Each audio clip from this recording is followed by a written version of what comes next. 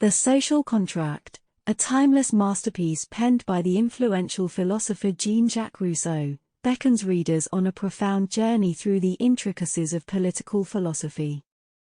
Rooted in the age of Enlightenment, Rousseau's magnum opus brings forth a compelling exploration of the foundations of society and government, inviting us to delve deeper into its enlightening principles. Central to the book's philosophical fabric is the concept of the social contract itself, a notion that sparks contemplation and reflection. Rousseau artfully introduces this idea as an implicit covenant among individuals, a harmonious pact that gives birth to civil society. In this elegantly imagined social contract, individuals willingly come together to form a cohesive community, pledging allegiance to a governing authority they collectively create. In this way, the foundation of political authority emerges as a voluntary and reciprocal agreement, aligning the welfare of the state with the collective good of its citizens. Embracing the concept of popular sovereignty with fervor, Rousseau ardently advocates for the inherent power of the people. By emphasizing that the ultimate source of political authority resides in the hands of the citizenry, he champions the profound notion that governments derive their legitimacy from the consent of the governed. In such a society, the government's actions are bound by the general will, the collective voice of the people, striving for the betterment of all. Rousseau's passionate defense of the general will underscores his belief in the transformative potential of a just society, one that puts the common good above individual pursuits. As the pages turn, Rousseau paints a vivid portrait of the state of nature, where humans exist in their most primal form, free from the constraints of societal conventions.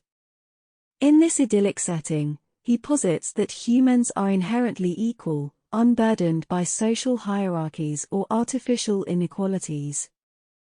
Yet, the advent of civilization, the rise of property, and the establishment of social institutions bring forth the complexities of human interactions and the emergence of inequalities.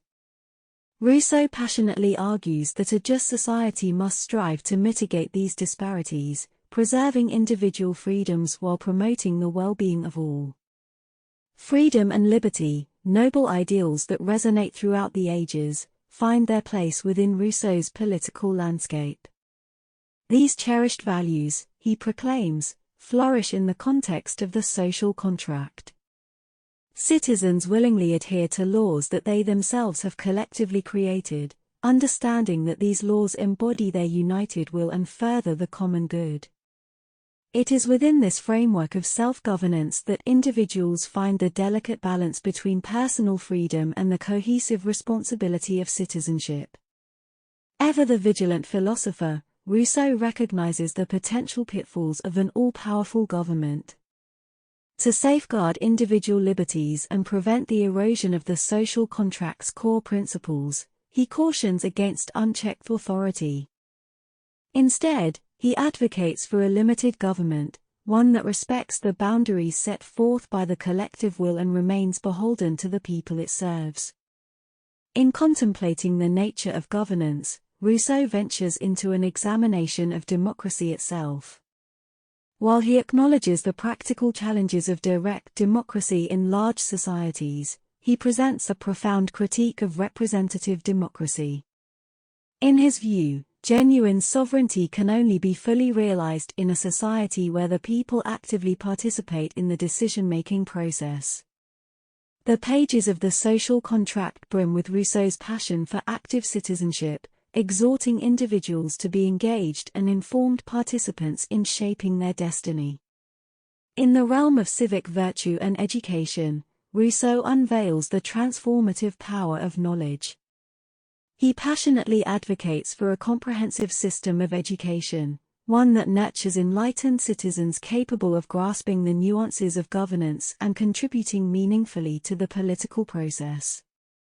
In the hands of an educated citizenry, the social contract thrives, and the potential for a just and equitable society is realized.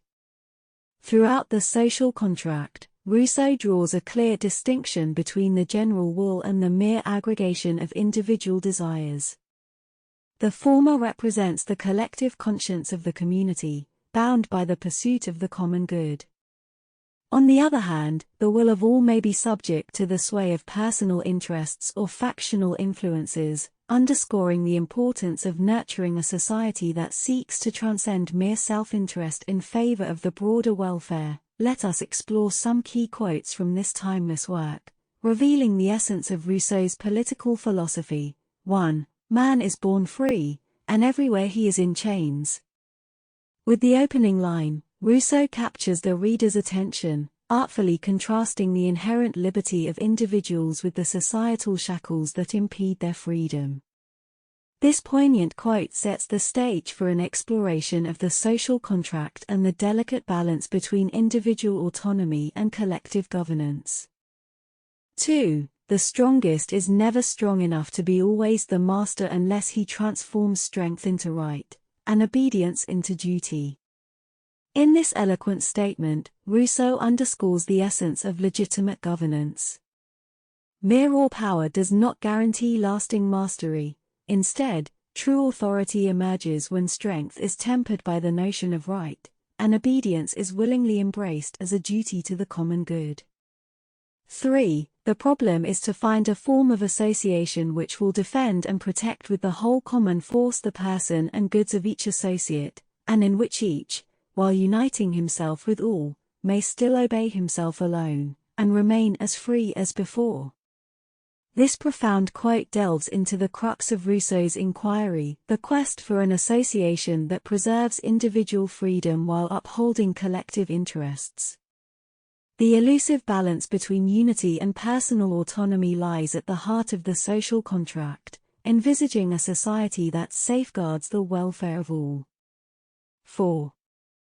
Each of us puts his person and all his power in common under the supreme direction of the general will, and, in our corporate capacity, we receive each member as an indivisible part of the whole. Rousseau eloquently expounds on the notion of the general will, the collective voice of the people, binding them together in shared purpose.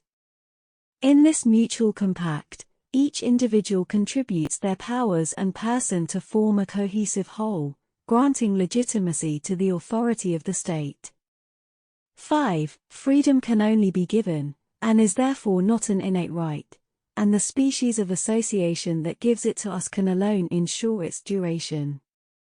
This quote challenges conventional notions of innate freedom, positing that true liberty arises through the act of granting and receiving within the social contract.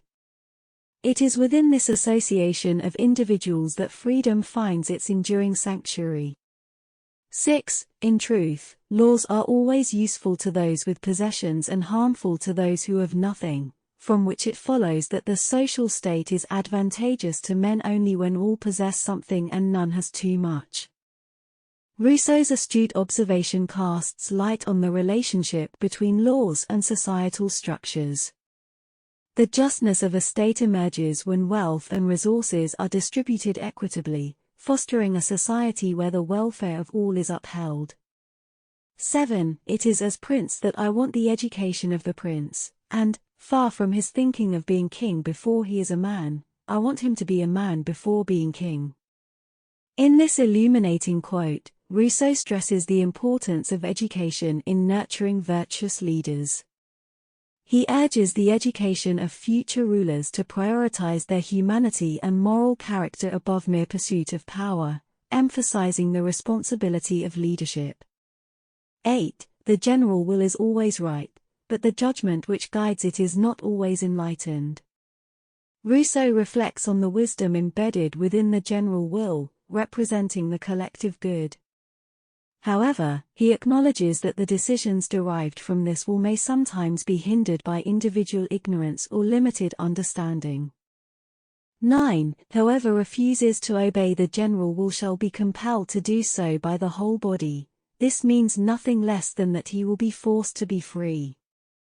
This enigmatic paradox encapsulates Rousseau's conviction that true freedom emerges when individuals submit to the collective will for their own benefit and the prosperity of the community.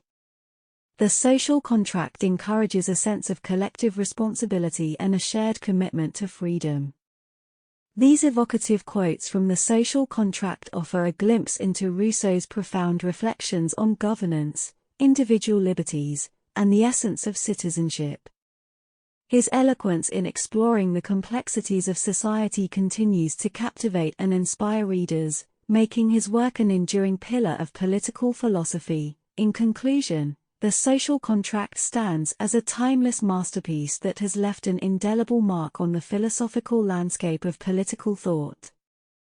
Rousseau's eloquent exploration of the social contract, popular sovereignty, the general will, and the delicate balance between individual freedoms and civic responsibilities continues to inspire scholars, policymakers, and thinkers worldwide.